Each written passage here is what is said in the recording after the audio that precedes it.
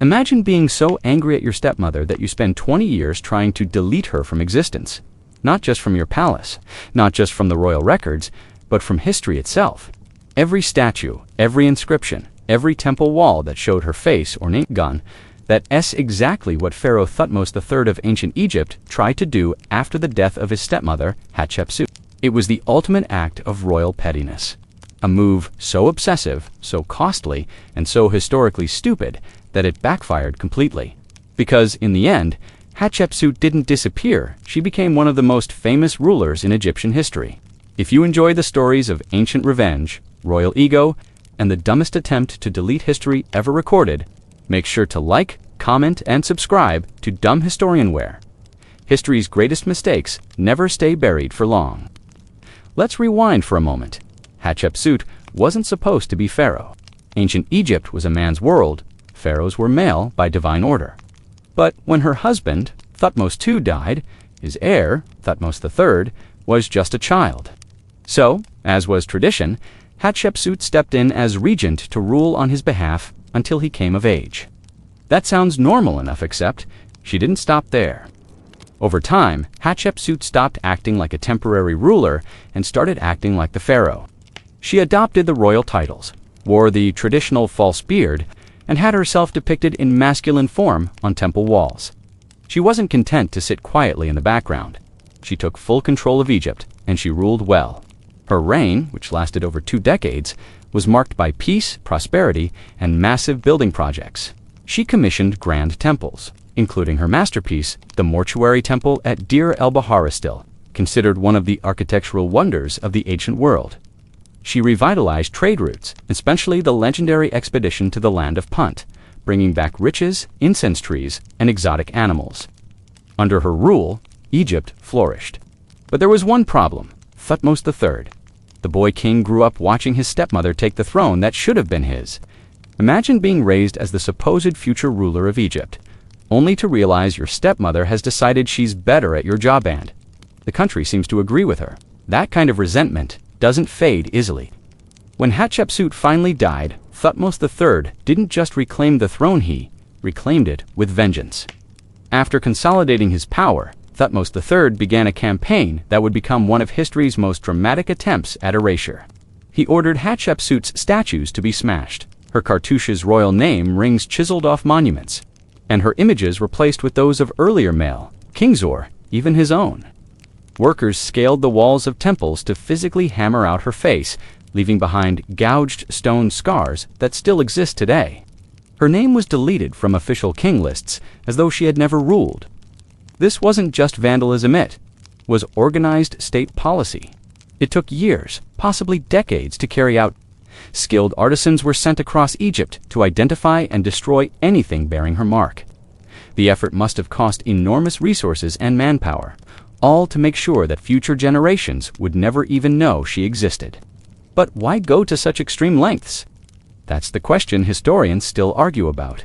Some believe it was pure ego, that Thutmose III wanted to erase the embarrassment of being overshadowed by a woman.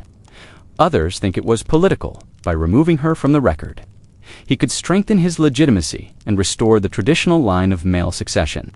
After all, Egypt's stability depended on the image of Pharaoh as a divine masculine figure. A powerful female ruler disrupted that mythology. There's also a more strategic interpretation. Thutmose III was an ambitious military leader, later called the Napoleon of Egypt. He led at least 17 successful military campaigns, expanding Egyptian influence farther than ever before. It's possible he wanted to rewrite history, to make it seem like his rule represented a clean break from Hatshepsut's domestic, trade-focused policies. By erasing her, he could present himself as the restorer of Egypt's martial greatness. Whatever his reasons, the erasure project revealed a deep insecurity, because in trying so hard to destroy her legacy, Thutmose III actually ensured that people would notice the gaps she left behind. You can't carve out a name from a temple wall without leaving a hole. Future archaeologists, seeing all those missing inscriptions and defaced statues, became curious.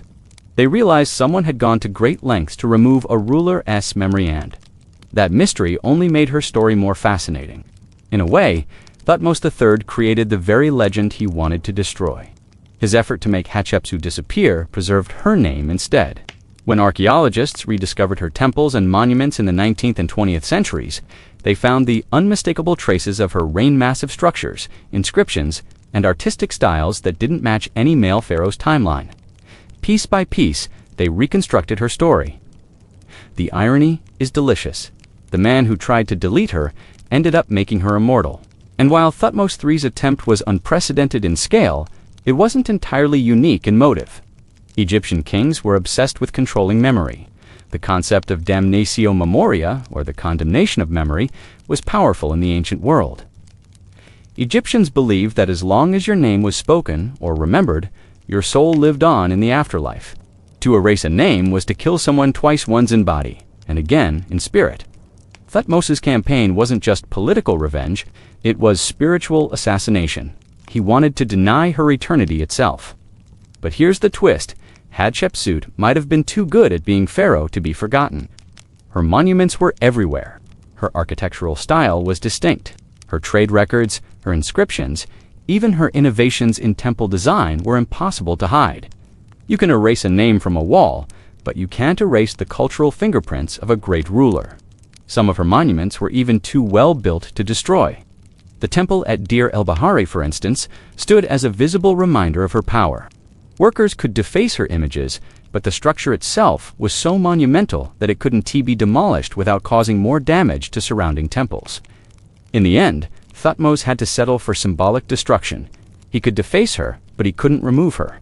And so, centuries later, when archaeologists uncovered her temple, her story came roaring back to life. The details of her reign, her portraits, and her inscriptions told the world about Egypt's forgotten female pharaoh, one who ruled as effectually and arguably as brilliantly as any of her male predecessors. Thutmose III may have gone on to become one of Egypt's most successful military rulers, expanding the empire's borders and solidifying its wealth. But when we talk about the 18th dynasty today, it's Hatshepsut's name that draws the most attention. The irony couldn't be greater. The very man who tried to erase her ensured that her story would stand as one of history's greatest examples of resilience. And that's the real lesson buried in all those broken statues and chiseled walls. You can try to rewrite history, but you can't truly erase it. Every scar left behind tells a story. Every missing face hints at the truth someone tried to hide. Thutmose III's ultimate act of historical pettiness didn't just fail, it backfired spectacularly. When Thutmose III finally had the power to erase his stepmother's legacy, he didn't just issue a few orders to remove her name from the records. He launched what can only be described as a 2-decade-long vandalism spree of royal proportions. This was no quick fit of revenge. It was a long, calculated, and costly campaign that drained resources, consumed labor, and distracted an empire that could have been building armies or cities. Instead, Egypt's greatest masons, artists, and craftsmen were forced to play the role of historical janitors, scraping, smashing, and walling up the memory of a woman who had ruled too well for his comfort. This effort became one of the earliest and largest examples of what historians call damnatio memoria, the condemnation of memory. It wasn't just about destroying monuments, it was about rewriting reality. Every time an Egyptian official or scribe saw Hatshepsut's name, they were reminded that a woman had once ruled as pharaoh, defying the divine order. Thutmose III wanted that idea erased from existence. He ordered teams of workers to travel up and down the Nile, locating her statues, obelisks, and temples, and systematically destroying or concealing every trace of her. Think of the scale of this task. Hatshepsut hadn't been a minor ruler. She had transformed Egypt's landscape.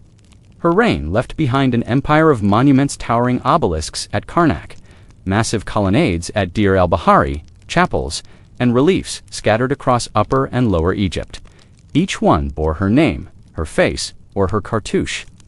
For Thutmose III, every one of these was a reminder of his stepmother's dominance, and every one had to go.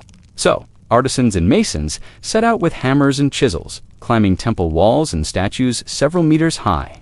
They hacked out her name from hieroglyphic inscriptions, carefully carving new images of Thutmose III or earlier kings over the damaged stone.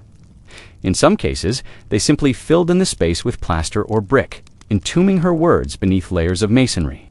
Obelisks she had commissioned tall, Elegant symbols of royal divinity had her name and titles chipped off. Her statues were toppled, buried, or broken into pieces, often left in piles near temple sites. In some cases, her statues were ritually defaced. Her nose, mouth, and eyes were damaged to kill her spirit symbolically. It was destruction with precision. Egyptian artisans didn't just swing wildly, they targeted specific points of power. The face, the name, the symbols of kingship hall were removed because, in Egyptian belief, these carried spiritual weight. By destroying her likeness, Thutmose III wasn't just erasing her politically, he was condemning her soul. Without her image intact and her name spoken, her Kata spiritual essence would be denied eternal life. It was a punishment worse than death. But here's the absurdity. This spiritual assassination came at a staggering price. The Egyptian state had to mobilize an enormous labor force for a campaign that yielded no tangible gain. Imagine the logistics. Stonecutters, sculptors, scribes, transport crews, all of them paid, housed, and fed by the treasury. These were skilled artisans, the same people who could have been constructing temples, carving monuments, or expanding Egypt's military infrastructure. Instead, their talents were spent undoing 20 years of art and engineering that Egypt had already invested in. The sheer manpower and organization required were enormous. Teams had to travel to distant quarries, temple complexes, and tombs to find any remaining trace of her name. Each chiseled inscription took hours to deface. The effort was almost obsessive, stretching into the deserts and border provinces of Egypt's empire. It became less about practicality and more about personal obsession. If this were purely political propaganda, it was remarkably inefficient. Most Egyptians, especially those outside the capital, probably didn't even notice the difference. Hatshepsut's monuments were scattered across a vast land. Erasing every trace of her name from such a wide territory was nearly impossible. Yet Thutmose persisted, pouring resources into what was essentially a royal tantrum carved into stone. It's worth thinking about how different Egypt might have looked if that same effort had been directed elsewhere. During Thutmose III's reign, Egypt was entering its golden age of military conquest. He led campaigns as far as Syria and Nubia, creating one of the most powerful empires of the ancient world. But while his armies fought abroad, thousands of men back home were engaged in a different kind of battle against. A memory they weren't expanding borders or building wealth. They were chipping away at the walls of history itself. The irony is that this destruction was, in many ways, temporary. Egyptian stonework was too durable, and Hatshepsut's achievements too vast to be erased completely. Even after her name was removed, her architecture remained unmistakable. Her temple at Deir el-Bahari, for example, was so iconic that future generations of pharaohs built their own mortuary temples in the same area, inspired by her design. Her obelisks, though defaced, still stood, their sheer size making total destruction impractical. And not everyone in Egypt followed Thutmose's orders with enthusiasm. There's evidence that the campaign wasn't universal or consistent. In some sites, her name was only partially removed, or her image left untouched in hidden corners of temples. This inconsistency suggests that even among the workers and priests, there was reluctance to completely erase a ruler who had brought stability and wealth to the kingdom. To them, the memory of Hatshepsut might have been more complex than the version Thutmose wanted to sell. Still, the campaign dragged on for years, consuming both money and manpower. By the time it ended, Egypt had lost not only countless works of art, but also a piece of its cultural continuity. Each destroyed relief represented wasted craftsmanship and historical data. Future generations of Egyptians, those living in later dynasties, would grow up with an incomplete picture of their own past, unaware that one of their greatest rulers had been written out of history by her own stepson. There's also a strange hypocrisy in Thutmose's behavior. Despite his effort to erase her, he couldn't avoid benefiting from her achievements. Many of the temples he later claimed credit for had originally been built or planned by Hatshepsut. By removing her name and replacing it with his, he inherited her legacy. It was theft disguised as destruction. He wanted to eliminate her, but he couldn't resist using her work to glorify himself. The project wasn't just cruel, it was wasteful. Every hour spent chiseling away her name was an hour not spent advancing Egypt's power or culture. Every statue smashed was a loss of artistic heritage. It's one of those moments in history where ego triumphed over practicality. Thutmose III may have believed he was protecting Egypt's royal tradition, but in doing so, he weakened the very record of that tradition. And the ultimate irony, despite the years of destruction, the attempt completely failed. Centuries later, archaeologists uncovered the very monuments he had tried to hide.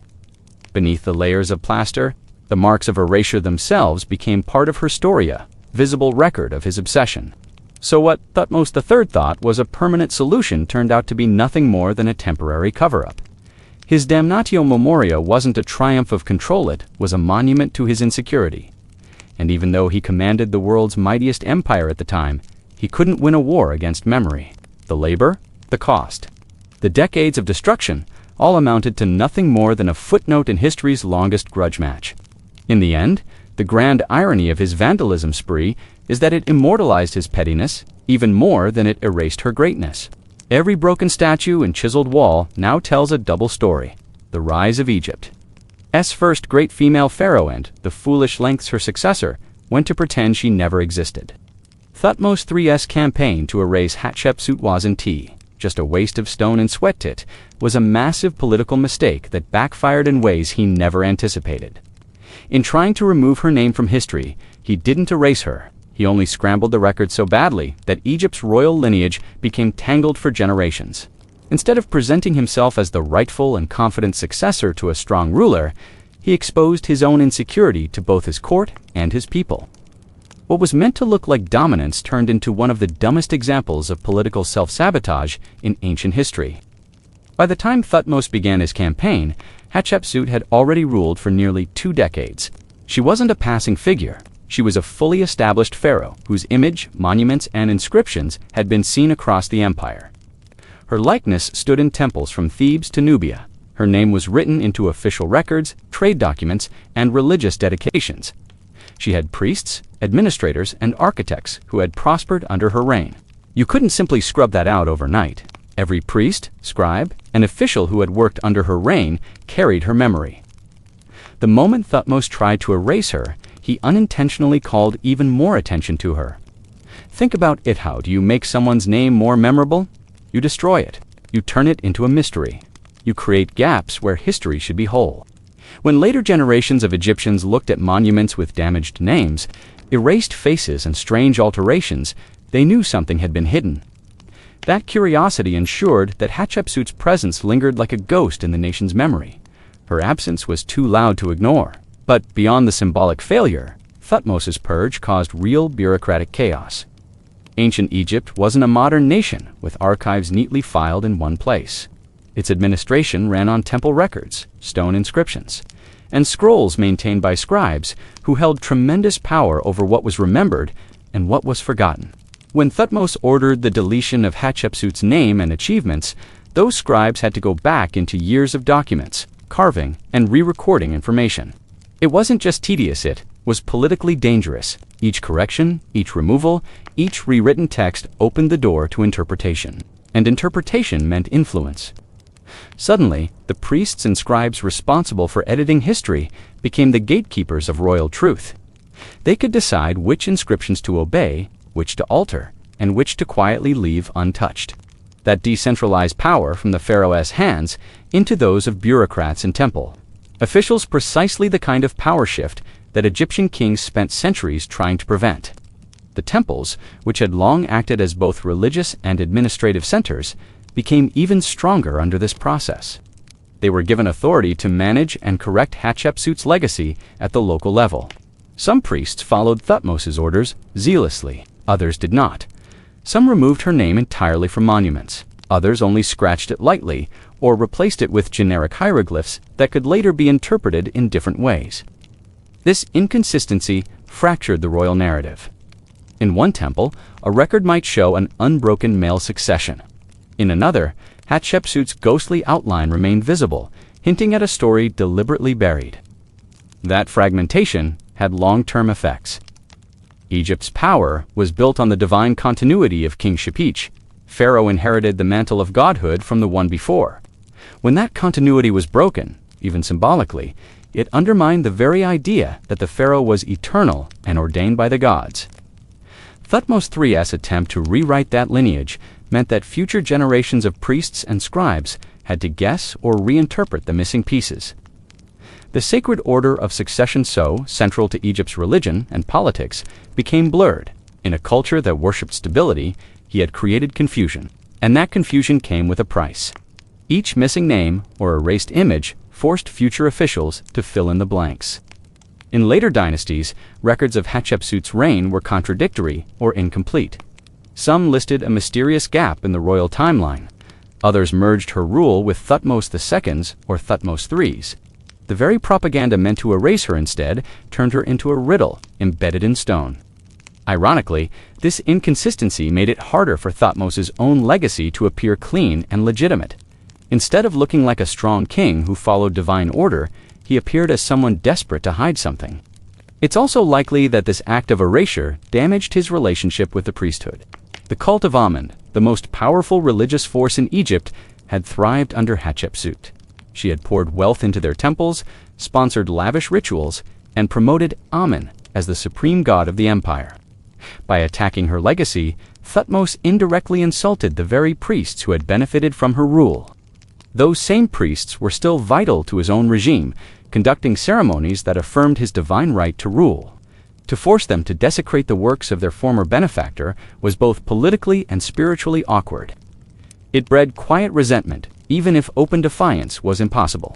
And as much as Thutmose wanted to appear as the ultimate restorer of tradition, the reality was that his actions made him look unstable. To the bureaucrats and common people who lived through the transition, the message was confusing. If Hatshepsut had truly been an illegitimate ruler, why had she been allowed to reign so long, build temples, and conduct religious ceremonies in the name of the gods? If she had truly offended the divine order, why hadn't the gods punished her during her lifetime? By rewriting history, Thutmose III raised questions he couldn't answer. This kind of historical tampering also weakened the empire's collective sense of identity. Egyptian civilization thrived on memory, the belief that to remember was to give life. The names of ancestors were spoken in rituals, their images kept alive in tombs. To erase someone was not just an act of political revisionism, was an assault on the cultural foundation itself. The people understood that erasing the past could mean erasing their own link to eternity. Thutmose's campaign, therefore, wasn't just an act of personal revenge, it was a challenge to the metaphysical fabric of Egyptian belief. The irony deepens when you realize that his bureaucratic meddling ended up making the record more durable. Because scribes had to cross out and overwrite inscriptions, they inadvertently preserved traces of Hatshepsut's original titles beneath the corrections. Modern archaeologists, using careful restoration and imaging techniques, have been able to read the older carvings hidden beneath the newer plaster or stone. The result, her name survived, not despite his orders, but because of them. The more he tried to rewrite her story, the more evidence he left behind for us to rediscover it thousands of years later. From a political standpoint, Thutmose's obsession revealed a lack of strategic vision. While he was one of Egypt's most capable military leaders, launching 17 successful campaigns across the Near East, his domestic policy was consumed by pettiness. Every blow of the chisel against Hatshepsut's monuments was time, and money not spent strengthening Egypt's internal systems, expanding trade routes, or fortifying the kingdom's borders. Instead of focusing on governance, he devoted years to a feud with a woman who was already dead. It's almost tragic how much of this came down to pride. Thutmose III wanted his reign to be remembered as the restoration of rightful order, the triumph of male kingship, and the purification of divine rule. Yet the result was the opposite: a fractured historical record, a disoriented priesthood, and a bureaucracy more powerful than before. His attempt to prove his legitimacy only proved his insecurity. So, in trying to erase Hatshepsut, Thutmose didn't just fail historically, he failed politically. He weakened the unity of the very system he ruled. The Pharaoh, who wanted to appear as the ultimate restorer of order, instead became the author of disorder. And the queen he tried to destroy ended up outlasting him in memory and in history. And if you've made it this far into the story, you already know what this says about power, ego, and the fragility of legacy. History remembers the builders, but it also remembers the ones who tried to erase them and how spectacularly that backfired. So before we move on to the next part of this incredible downfall of royal ego, make sure you like, comment, and subscribe to Dumb Historianware, we dig up the dumbest decisions ever carved into stone. The story of Hatshepsut's disappearance from history takes a strange turn when you realize that her erasure was indeed done with the ruthless precision we often imagine. It wasn't some grand campaign of flawless destruction. In truth, much of it was lazy, inconsistent, and sometimes even reluctant. The very thing that was supposed to wipe her out from memory ended up preserving her for thousands of years. What Thutmose III started as an act of total removal became a kind of accidental preservation project. Instead of completely destroying her monuments and statues, many were simply hidden, buried, or covered up. That small difference is exactly why we know so much about her today. Imagine walking into one of Hatshepsut's temples in the years after her death. You'd see vast walls carved with her image, her name, her titles, and scenes of her divine birth stories designed to prove that she was chosen by the gods. When Thutmose's orders came down to erase her, the workers faced a massive logistical problem. These weren't small wall paintings you could scrape off. They were carved into hard limestone and granite, some of the toughest materials in the ancient world.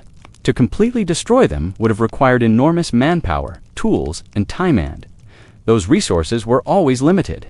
Egypt's craftsmen were already busy maintaining temples, carving tombs, and producing new monuments for Thutmose himself. So instead of completely demolishing her works, they took shortcuts.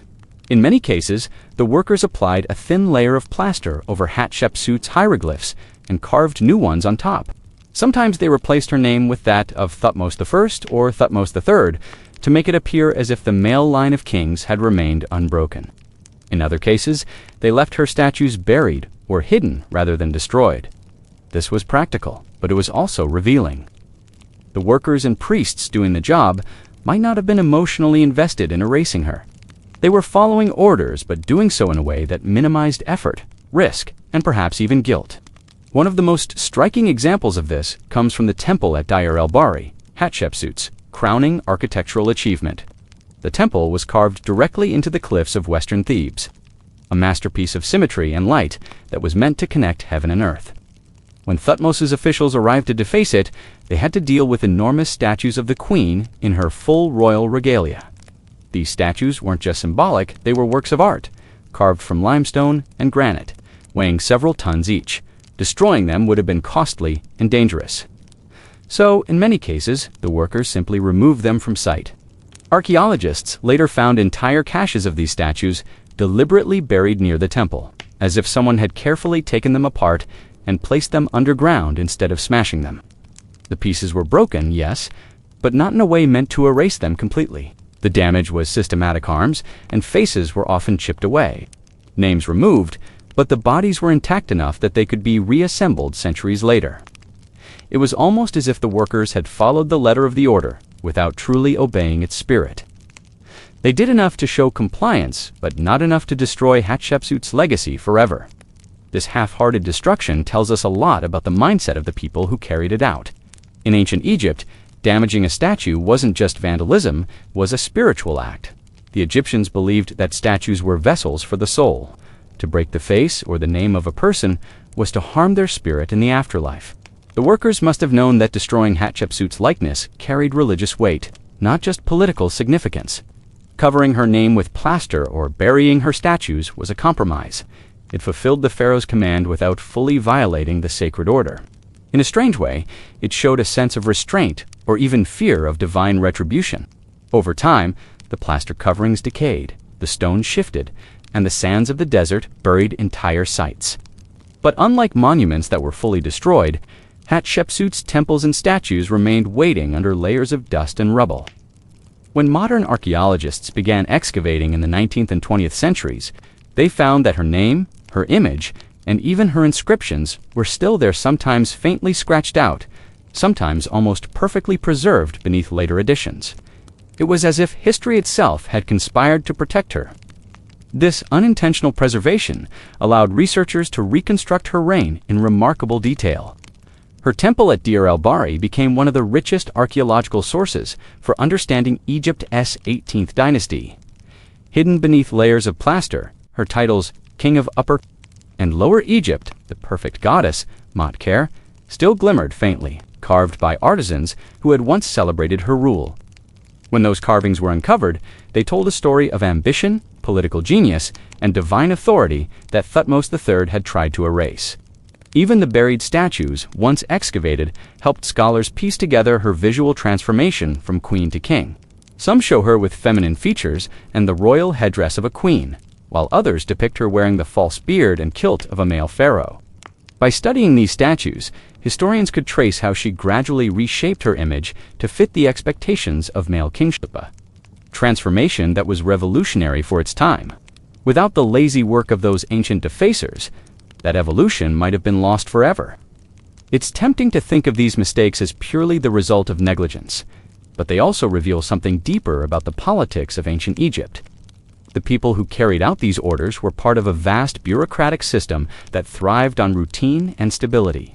Destroying a pharaoh's monuments went against every instinct of that system. Egypt's cultural machine was built to preserve, not erase. Every stone, every inscription, every statue was designed to last for eternity. So when Thutmose III ordered his officials to rewrite that eternity, they did so in the most minimal, reversible way possible. They covered instead of crushed, buried instead of burned, rewrote instead of destroyed. That half measure became a gift to modern historians. Because the work wasn't complete, we can now walk through her temples, read her inscriptions, and even see the faint outlines of her face where someone once tried to chisel it away. The contrast between the old carvings and the newer plaster layers is like a physical record of the struggle between memory and erasure. It shows us, in stone, how history can be manipulated but never completely controlled. One fascinating example of this preservation comes from a set of statues found buried near her mortuary temple. When archaeologists uncovered them, they were stunned to see that some still had traces of paint, their colors preserved by the dry desert air. You could still see the vibrant reds and golds that once adorned her figure. These statues weren't hidden carelessly, they were arranged, almost as if laid to rest. Whoever buried them might have known that one day someone would find them again. Even more intriguing is how these hidden artifacts challenge the very narrative Thutmose tried to build. By the time his erasure campaign began, Hatshepsut's influence had already shaped the empire's identity. She had expanded trade with Punt, restored temples across Egypt, and built some of the most iconic monuments in the ancient world. You can't cover that kind of impact with plaster. Her memory survived in the economy she strengthened, the temples she restored, and the people who had prospered under her rule. The physical hiding of her statues was symbolic of what her enemies were really trying to do: bury the truth, without ever truly facing it. The irony is almost poetic. The same lazy shortcuts that Thutmose's men took to save time and effort became the reason we know who Hatshepsut was. Every patch of plaster that cracked over time, every buried statue that resurfaced centuries later, told a story he tried to silence. History doesn't forget easily, especially when it's carved in stone. Today, when archaeologists walk through the ruins of her temple, they can still see where the plaster was applied, where names were scratched out, and where someone, thousands of years ago, decided it was safer to hide a statue than destroy it. Each mark tells the same story: the battle between power and permanence, between human ego and the truth that refuses to stay buried. What Thutmose III saw as a victory was, in fact, a failure preserved in limestone. His attempt to erase her only ensured that her name would echo louder across time. And thanks to the workers who chose to cover rather than crush, to hide rather than obliterate, the lost Queen of Egypt still stands rebuilt, and remembered not because history was kind to her, but because it was careless with her destruction. History has a strange way of punishing arrogance. Thutmose III, the so-called Napoleon of Egypt, may have ruled over a powerful empire, but his most famous act wasn't one of conquest or glory. It was an emotional outburst against the memory of a woman who had outshone him. His campaign to erase Hatshepsut's name, to scrub her existence from every temple, monument, and tablet, ended up backfiring in spectacular fashion.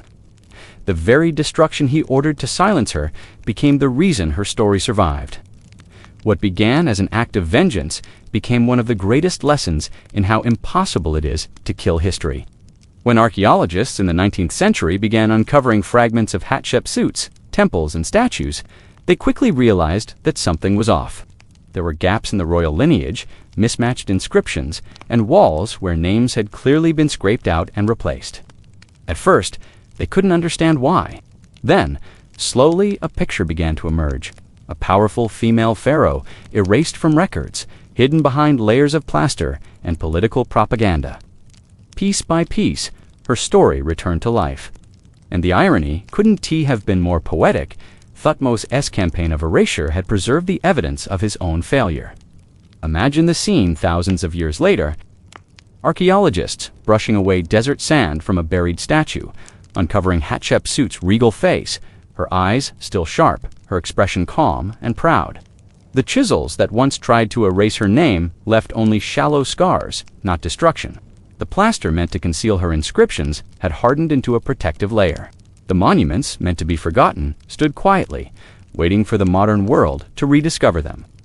Every strike of Thutmose's hammer became an unintentional record, every act of defacement, a historical breadcrumb leading back to her truth. Through these fragments, historians have reconstructed nearly her entire reign. We now know that Hatshepsut ruled Egypt for about 20 years during the 18th dynasty, one of the most stable and prosperous periods in ancient Egyptian history. She launched ambitious trade expeditions, most famously to the land of Punt, bringing back incense, gold, and exotic animals, treasures that revitalized Egypt's economy. She commissioned monumental building projects across the land, restoring temples that had fallen into ruin and expanding Egypt's architectural legacy. Her mortuary temple at Deir el-Bahri remains one of the most stunning architectural achievements of the ancient world, a masterpiece of symmetry and symbolism that still inspires AUW today. We also know that her reign challenged the norms of power. In a society that rarely accepted women as kings, she transformed herself into one not by disguise, but by redefining what kingship meant. Her statues show a fascinating evolution. At first, she appears as a queen, wearing a traditional dress, but gradually, she adopts the full regalia of a male pharaoh, the kilt, the headdress, even the ceremonial beard. Yet her inscriptions continue to use feminine pronouns, an intentional mix of gendered imagery that declared she was both woman and king, chosen by the gods themselves. That bold statement of authority still resonates today. Thutmose III tried to erase that story because it undermined the fragile narrative of male dominance in Egyptian succession. But history is not a wall you can simply scrape clean. The more he tried to remove her, the clearer her outline became.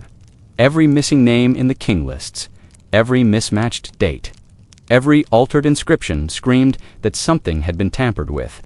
It was as if the record itself refused to be silent. In trying to make her invisible, Thutmose had only ensured that future generations would look harder to find her. One of the most remarkable discoveries proving this came from the buried statues near her temple. When they were unearthed, archaeologists found them in surprisingly good condition, even after thousands of years underground. The workers who had hidden them had not smashed them to dust. They had carefully dismantled them and buried the pieces together. When reassembled, they revealed a ruler of immense power and dignity, wearing the crown of Upper and Lower Egypt, gazing forward with calm authority. Her statues stood as silent witnesses to a truth Thutmose wanted buried, that Egypt had once been ruled, and ruled well, by a woman. The fragments of her temple inscriptions told an equally powerful story. Beneath layers of plaster and later additions, her original hieroglyphs still glowed faintly. Modern restoration teams used infrared imaging to read the carvings that had been covered for millennia, revealing lines of text praising her as God's wife of Ammon, the perfect goddess, and the female Horus. These titles were not ornamental. They symbolized divine legitimacy. She was presenting herself as both earthly ruler and divine intermediary, a balance that few pharaohs ever achieved. Even her relationship with Thutmose III appears more complex than simple rivalry. During her lifetime, she acted as his regent when he was still a child. Some scholars believe her erasure was entirely his idea, that later officials or priests may have carried it out to align history with patriarchal expectations. Either way, the end result was the same. A failed attempt to rewrite the past, the tools of erasure became the instruments of remembrance. And that's what makes this story so deeply dumb historian material. It's one of history's greatest cell phones, a pharaoh spending decades, money, and manpower to undo a legacy, only to guarantee its survival forever. The campaign of Damnatio Memoria, which was supposed to erase Hatshepsut's existence, did the opposite. The effort was too grand to vanish completely, too visible to ignore. His graffiti of destruction left a trail for archaeologists to follow like breadcrumbs through time. If Thutmose had simply ignored her, she might have faded quietly into the background of history. But his fury gave her immortality. There's something poetic about that. The desire to control how history remembers us, or docenty, has always been a dangerous game. From ancient Egypt to modern times, powerful people have tried to manipulate memory. Yet every time they do, the act of censorship itself becomes part of the story. We remember not only what they built, but what they tried to hide. Hatshepsut's name, once chipped away in fear and envy, now stands stronger than ever, carved into textbooks, museum exhibits, and the collective memory of humanity. Her rediscovery also reshaped how we understand Egypt's past. For centuries, Egyptology was dominated by tales of male kings and warriors. The reemergence of Hatshepsut forced historians to confront the fact that women could rule with equal and sometimes greater success. Her reign wasn't a curiosity. It was proof that stability and prosperity didn't depend on gender. That realization changed the entire conversation about women in ancient leadership. It showed that even in one of the most patriarchal societies in history, power could be redefined by intelligence, strategy, and vision. So when we look at the grand ruins of Deir el-Borai today, we're not just seeing the stones of an ancient temple.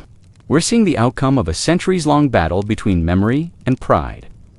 Thutmose III's hammers may have cracked her statues, but they couldn't silence her achievements. Her image, once buried, now stands taller than his. Her name, once struck out, is now etched into every corner of history. It's a reminder that history doesn't forget easily, even when it's buried under sand, even when it's chipped from stone, even when those in power try to rewrite it. Truth has a way of resurfacing. Sometimes, the more you try to erase someone, the louder their story becomes. So in the end, Thutmose III didn't erase Hatshepsut. He immortalized her. He made her the eternal queen of irony, the ruler who outlasted her eraser. And that's why, thousands of years later, we still tell her story. If you enjoyed uncovering this ancient act of historical pettiness, make sure to like the video. Drop a comment about what moment from history you think was the dumbest attempt at rewriting the past. And subscribe to Dumb Historian for more tales where ego, revenge, and irony meet under the sands of time.